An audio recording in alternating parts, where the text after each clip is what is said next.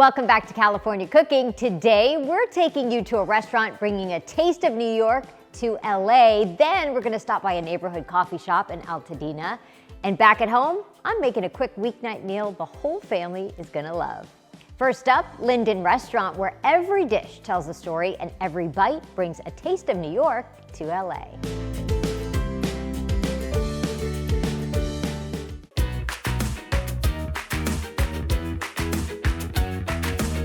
I'm Chef Jonathan, welcome to Linden.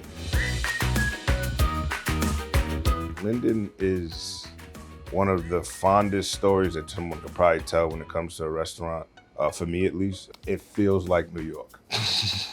In the middle of February when it's 81 degrees, people come in here and still feel like they're walking down Lower East Side, maybe a little bit in Greenwich, but this is everybody's little piece of New York when they come into LA. It's based off nostalgia, not only from New York, but just my experiences in the culinary world and just in general. And with that, we tried to create a space that was for community, where you could tell stories, where you could share experiences with other people, not just eat food, but talk about stories and experiences at the table while you're eating food.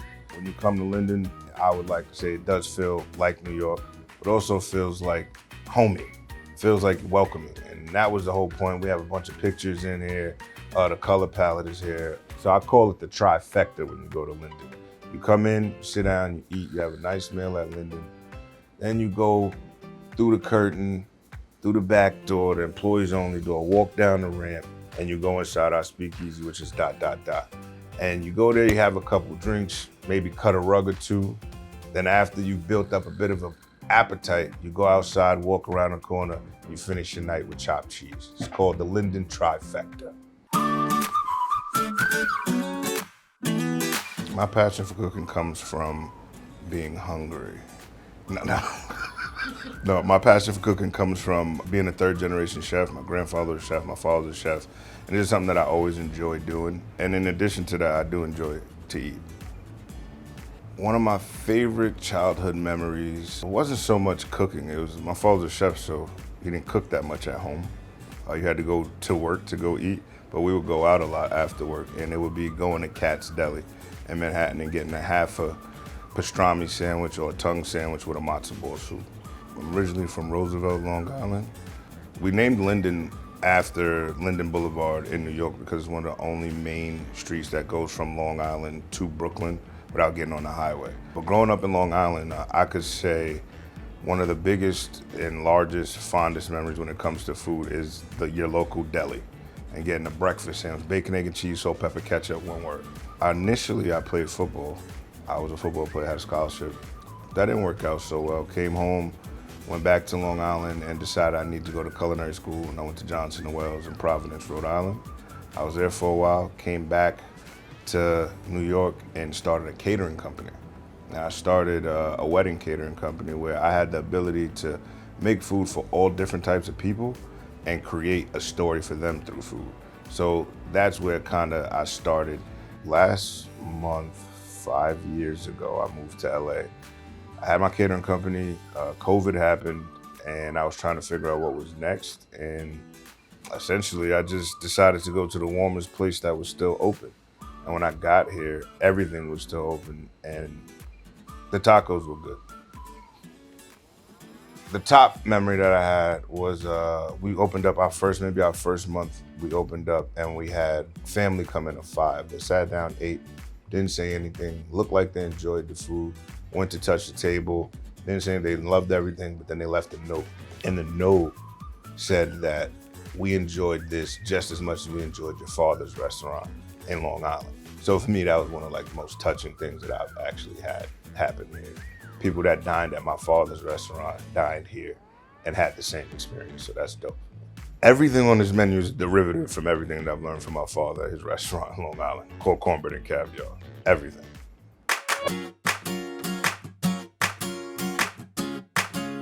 Most of the food comes from my experiences growing up. Being from Long Island, having a lot of family in Brooklyn, working in Manhattan, going to school in New England. All these influences are different cultures from which I experienced in this industry. So it's like my way of telling a story is feeding people culture through storytelling in food. What we have here, a couple different items that we've had on our menu for a little while. Here we have our For Goodness steak, which is a New York strip steak over palm puree with a sauteed spinach and crispy garlic. We have Alabama white chicken. It's a smoked chicken breast with Alabama white sauce and collard green hush puppies, topped with a parsnip and potato puree. One of my favorites, which is our yellow Wendy. It's our version of a deconstructed baked potato from when Wendy's had the yellow logo. Gnocchi, bacon and cheddar bechamel, fried fingerling potato skins, sauteed bacon going with that, and cheese over the top. We have something I like to call here is the lamb no. This is one of those things I like people to take back home. A dish is a lamb loin. We grill it over pimento wood. We have a mint collard green chimichurri that goes with that, a fried potato and French onion croquette, and collard green spetzel to go with this. And this dish is called lamb no because when people talk about it, I really want them to go back and say the lamb no, so people can go buy it back. It's just a play on words. And this is our newest menu drop. This is our lamb tartare. So it's a smoked cherry. Cherries are coming into season now. We have it at house-made focaccia, a little bit of cured egg yolks, and we do make a smoked cherry mignonette to go with that. I'm excited to see what people feel about this dish right here because not naturally do people have lamb as a tartare, so I wanted to switch it up a bit. It's not gamey at all. We can try it out, and I think this is gonna be one of the top sellers when we come back and open this up with it. The top ordered things here would have to be our Wagyu pie. It's called Not a Pot Pie. It's a Wagyu oxtail meat pie that we serve. It takes 48 hours to make. Our jerk duck, which is called the Parkway, represent Eastern Parkway on Labor Day in Brooklyn. That's a jerk duck over rice and pea risotto, in addition to escovitch peppers, and it comes with a duck breast and leg. And I'd have to say my absolute favorite that I probably shouldn't say, I eat this way too much, is the burger. The Linden burger I eat 3 times a week. I probably shouldn't do that. Here we have an actual 8-ounce temped out burger cooked over firewood. And for me, it just hits all the notes. We have beet pickled onions on there, French onions on there that we cook down with a demi-glace, scallion slaw, and then we have a chive, lemon, and garlic aioli to go with that over a nice brioche bun. Doesn't get better than that. Another menu item that I'm very, very excited about is our mussel beach. It is a Manila clam and pastrami dish made with a rye pilsner and rye crouton. I originally made this dish for Coachella. I'm doing a dinner there this year, and I'm super excited about it. And Coachella actually means little clams. So I was like, how could I figure that out? And then it inspired me to make this dish. Clams, mussels, steamed up with beer, and a little bit of toasted bread. I was like, what's better than toasted bread and pastrami? So we made a dish out of it. So I'm super excited about this and everybody else to try it. Thank you for sharing some time with me as I talked about the menu. Looking forward to seeing you guys come out. I'll be here every day. And don't forget to try our desserts. We got a triple bread pudding and a German chocolate tart.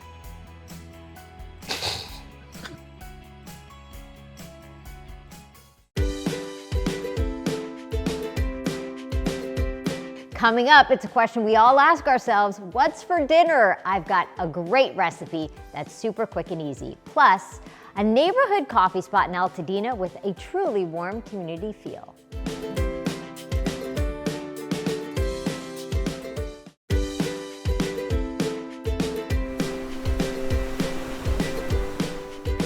It's dinner time and you don't know what to make and you're tired of that same old chicken? Well, try this dish and it comes together in less than 30 minutes.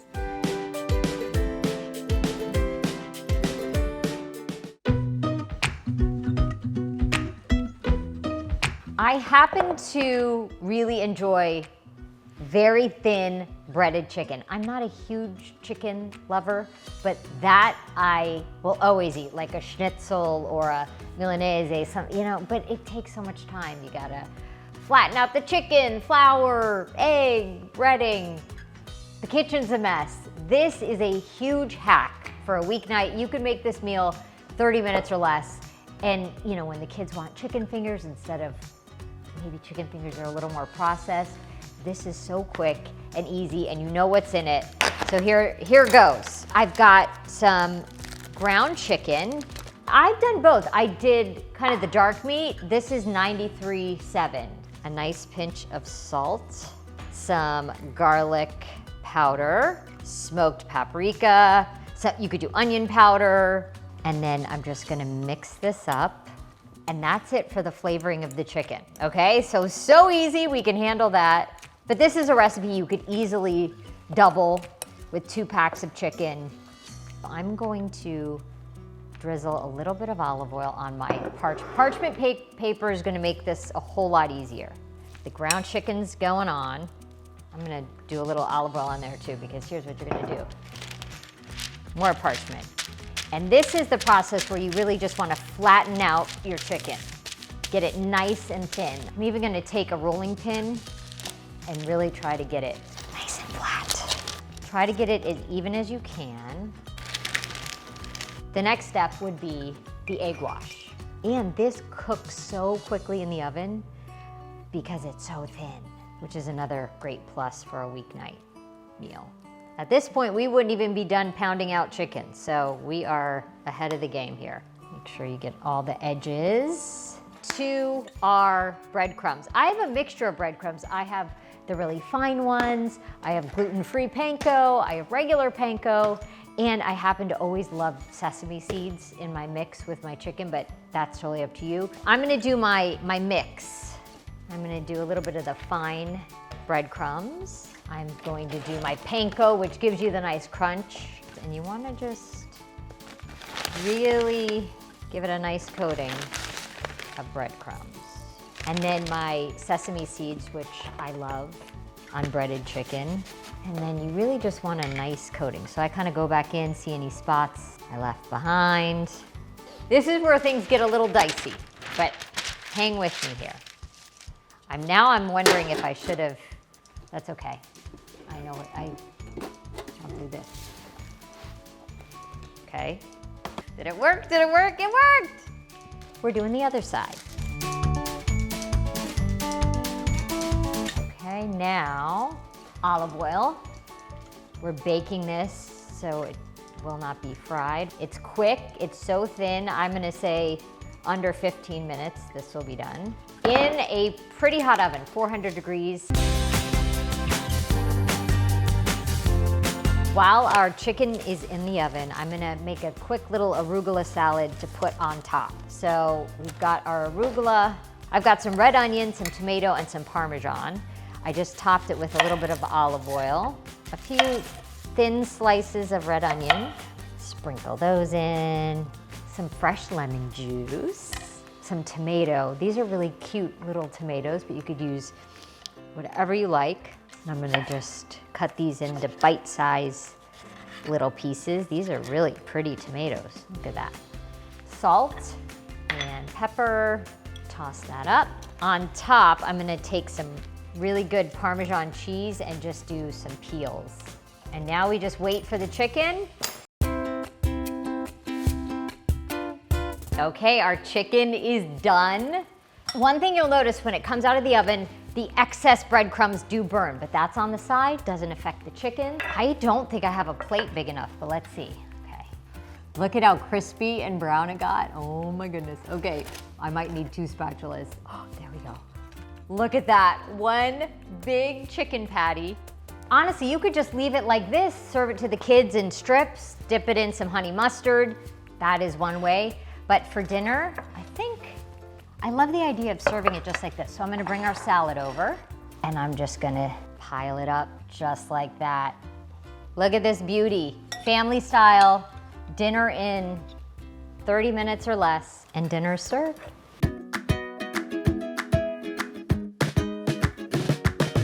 I just wanna cut in to this and show you what the chicken looks like because we skipped all those steps by just using ground chicken. Look at that, very thin. Love it.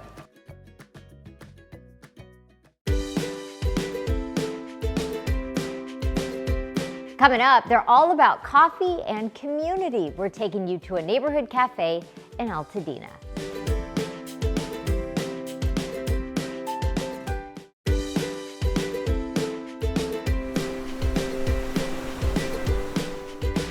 It's a new coffee shop in Altadena that's the first new business to open in the area after the Eaton fire. Let's check out Bevel.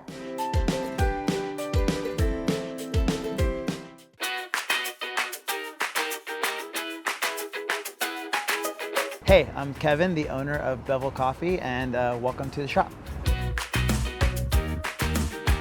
I started roasting coffee during the pandemic, and then that eventually evolved in 2022 into a coffee cart where we were serving coffees, and then eventually found ourselves serving coffee at Prime Pizza just north of here on the corner. And so we did the mobile setup, catering, and pop-ups for 3.5 years, and then it became the cafe that you see behind us here. First, we roast all of our own coffee. So we source from Honduras, which is near and dear to my heart because my family's from there, Ethiopia, Colombia, Costa Rica. But we serve, the typical fare in cafes, lattes, and that kind of stuff. And then we do make our own syrups, the most popular in Altadena being the cardamom latte. That's definitely the crowd pleaser here. The queen bee, we use a local apiary, the raw honey, and then a little bit of vanilla syrup. The biggest thing that sets us apart is community is a really big word that gets thrown around, and I think for us, it's really the connection to the neighborhood. Being close to the neighborhood here in Altadena, we try to do a really good job of making sure that we get to know all of our neighbors by name. And I think that that's a thing that is prevalent in coffee, but I think that here in Altadena, especially post-fire, is a thing that really provided a deeper connection with all the people that come to visit us. One thing that's special that we get to say here, because of all the support that we had in getting open really fast, is that we're the first new business to open in Altadena since the fires. So my fiance grew up here in Altadena, so that was one of the reasons why Altadena really made sense at first. I grew up mountain biking, and so I spent a lot of time in the hills north of Altadena riding. So I spent a lot of time in the neighborhood when I was growing up. Really, it was just the connections that we made in the community when we started doing the pop-up. We met Adam from Altadena Beverage, Zach from Prime Pizza, Randy and April from West Altadena Wine and Good Neighbor Bar. So like all of these connections in the neighborhood really kept us grounded in the community. Our cafe, the artwork that you can see behind us on the bar was done by a local artist here from Altadena. The contractor was also a neighbor that lives 2 blocks up the street. All of these things really just help tie the space together for us and help us feel very connected to the community. That is a really big why we decided to take the leap into building a space, even though something tragic could just happen, and it feels like there's not people here, but there are so many people here still in the community coming by to get coffee. And there are so many people that maybe are still displaced and dealing with insurance claims and things like that are still coming into town to visit their homes and also to visit us. So when the fires came through in January of last year, it was a super crazy event. We were closed for 2 months post-fire, but one thing that we did while we were closed in those 2 months as a pop-up cart is we tried to do as much as we could around the neighborhood to give coffee away in any way that we can and give people a sense of normal where they could come and get their regular order that they were getting from us through that time when all of the businesses in the neighborhood were closed. The first week after the fire, we partnered up with a friend that owns a brewery in Pasadena called Del Pueblo, and we just set up all of our coffee equipment in the brewery and invited everyone to come visit. And then once we were able to reopen, we did as many events as we could to support any fire relief efforts. West Altadena Wine and Spirits and Good Neighbor Bar, they held a relay from Altadena to Palisades, and they had a bunch of runners sign up to do this event, and we provided coffee to the runners. At the end of the day, we do this to make people feel good, and doing that in those instances were the perfect times for us to help people feel better despite everything that's going on and everything that they continue to go through to this day. The menu is pretty expansive on the coffee side. We do everything from your regular, filter drip coffee out of the machine, espresso, and then anything that we can make with espresso, your cappuccinos, cortados, lattes. For lattes, we have some handmade syrups that we use to make some really special things, like a vanilla elderflower, a cardamom latte, which is the crowd pleaser. We do some pour over coffees, which is always near and dear to my heart. We get our pastries from Bakers Needed. So right now I have a guava cream cheese croissant, and we have things like pistachio croissant, almond chocolate. We have muffins from them. We just launched a week and a half ago now, bagels from Mustard's Bagels. They are a sourdough bagel. It's this like nice crispy exterior with a moist interior that's delicious. Light eats that we don't need to have a full kitchen for, but people can come in and like get a nice snack, sit down, enjoy, you know, some light fare and some tasty coffee. Thank you guys so much for stopping by. We truly, truly appreciate all the support from friends, new and old, that come by into the shop. Please come by, have a coffee with us, sit down, talk with us. We love to hang out and chat. That does it for us. Thank you guys for watching. See you next time.